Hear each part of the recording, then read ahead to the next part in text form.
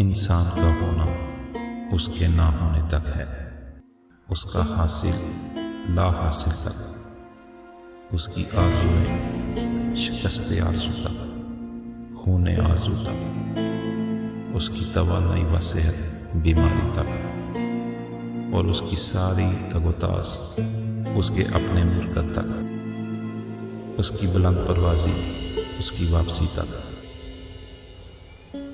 उसका हर तख़य्युल अरूज ख्याल उसके ज़वाल तक ही है।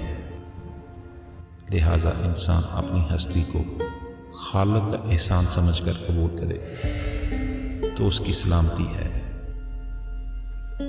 उसका हर दावा खता है सवाए एक दावा के